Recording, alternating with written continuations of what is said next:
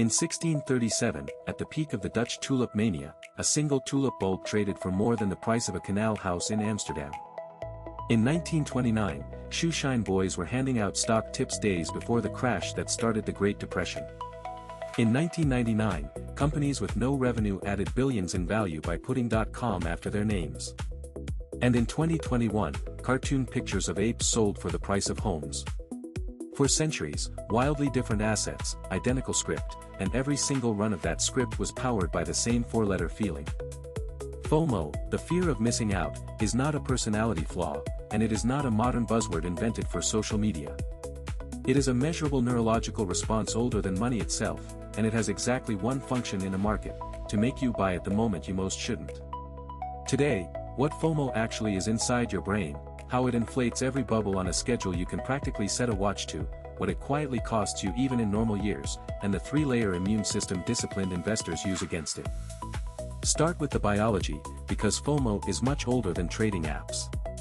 For most of human history, being excluded from the group wasn't sad. It was fatal. Exile meant no shared food, no protection, no partners. So evolution built an alarm system for it.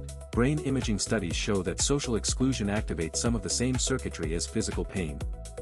Watching others gain something while you stand outside the circle doesn't register as neutral information. It registers as threat. Now aim that ancient alarm at modern markets. A coworker mentions his portfolio is up 40%. Your cousin bought a coin you've never heard of and paid off her car. The alarm doesn't say interesting data point, worth researching. It says the tribe is feasting without you, and there may be nothing left when you arrive. And here's the multiplier your ancestors never faced: social media turned an occasional signal into a fire hose.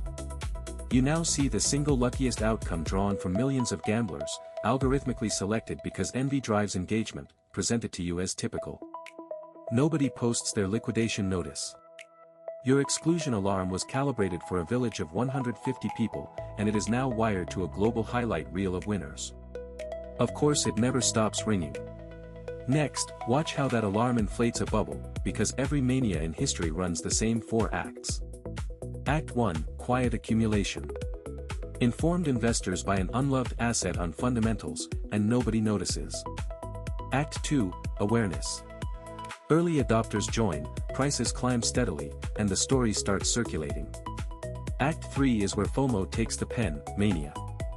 The story hits the news, prices go vertical, and something crucial changes in the character of the buying. People are no longer buying the asset. They are buying relief from the pain of watching everyone else own it. Economists call it herd behavior, and at this stage price detaches from any fundamental value and attaches to pure social pain avoidance. Taxi drivers give stock tips. Group chats become trading floors. The asset's actual function stops mattering entirely, because the asset's real product is now belonging. And Act 4, the blow-off. There is nobody left to convince, because everyone who could feel the fear has already bought. The last buyers, the ones who felt the most FOMO and resisted the longest, become the exit liquidity for Act 1, and the collapse runs the film in reverse, with panic playing the role fear of missing out played on the way up. And if you're thinking intelligence protects you, meet the most famous victim in financial history. Isaac Newton, arguably the greatest scientific mind who ever lived, bought shares of the South Sea Company in early 1720 and sold at a healthy profit. Then the price kept climbing, his friends kept getting richer, and the exclusion alarm went to work on the man who invented calculus. Newton bought back in near the very top, with far more money, and lost a fortune worth millions in today's terms. He reportedly said afterward that he could calculate the motions of the heavenly bodies, but not the madness of people. That's not a story about Newton being foolish. That's a story about what you are actually up against. Here's the sentence that explains the whole structure, and it comes from regret research. For many people, the pain of watching others profit from a rally they skipped genuinely exceeds the pain of losing real money alongside the crowd. People would rather lose together than miss out alone. Read that twice, because it is the entire psychology of a bubble in one line, and it means peak confidence and peak price are the same moment. When the crowd feels most certain, the fuel is gone. Now, the part that applies even if you never touch a meme stock: the cost in ordinary years. Researchers who compare the returns of funds against the returns of the actual investors inside those funds keep finding a gap, often called the behavior gap. The average investor underperforms their own investments, sometimes by 1 to 2 percentage points a year, purely through timing. Money floods in after good years and flees after bad ones, which means the typical dollar arrives late and leaves early, again and again. 1 or 2% a year sounds trivial. Compounded across a 30-year investing life, it can be the difference between retiring comfortably and working an extra decade, and it is caused not by picking bad assets, but by picking bad moments chosen by emotion. So here is the immune system, 3 layers, each one designed to take a decision away from the moment when FOMO is loudest.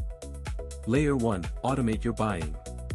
A fixed amount, into a broad diversified fund, on a fixed schedule, regardless of headlines. When the calendar decides your entries, mania can't. This single habit deletes the question when should I buy, which is precisely the question FOMO exists to answer badly. It also means crashes quietly work for you, because the same automatic amount buys more shares when prices fall. The alarm keeps ringing. The transfer doesn't listen. Layer 2, write your rules before you feel your feelings. 1 page, written on a calm Sunday, what I buy, why I buy it, what percentage of my money is allowed in speculative positions, and what would have to be true for me to sell. That page is your investment policy, and its power is that it converts a decision under fire into a reading exercise. When the hot asset erupts and the group chat lights up, you don't deliberate. You consult. If the asset isn't in the plan already answered, back when you were smart and bored instead of excited and surrounded. Professional investors run on written policy for exactly this reason. Nobody trusts their own judgment inside Act 3, because inside Act 3, everyone's judgment feels perfect. Layer 3, audit your inputs, because FOMO is contagious and your feed is the vector. Unfollow the accounts that post gains and hide losses. Mute the influencers whose business model is your envy. Fill some of that space with base rates instead, long-run market history, boring evidence, the occasional cautionary tale with the loss included. You cannot feel left out of a feast you never see, and unlike your ancestors, you have complete control over which village square you stand in. Curating your information diet isn't weakness or denial. It is choosing calibration over agitation, and it might be the highest return 20 minutes of maintenance in modern finance. One practical version: for every winner story your feed serves you, deliberately go read one honest post-mortem of a collapse, the full account with the losses left in. Balance the sample your brain sees, and the alarm quiets down on its own. And for the moments when the pull still comes, because it will, keep one final test in your pocket: would I buy this if I could never tell anyone? Strip away the imagined conversation where you're the one who got in early, the status, the belonging, and examine what remains. If what remains is a sound asset at a fair price, fine, follow your written plan. But if the honest answer is no, then it was never an investment. It was a membership fee for a club that dissolves the moment prices fall. So, the science of FOMO, an exclusion alarm built for a hungry village, wired today to a global highlight reel, writing Act 3 of every bubble and skimming the returns of nearly everyone in between.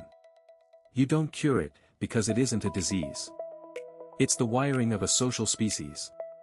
You build immunity instead: a calendar that does your buying, a page that does your deciding, a feed that stops doing the market's advertising. Every mania in history ended the same way, and after each one, the quiet, automated, boring money was still standing, still compounding, still unbothered. Missing out on a frenzy is not a failure of nerve. Practiced deliberately, decade after decade, it is the entire strategy, and history has never once failed to reward it.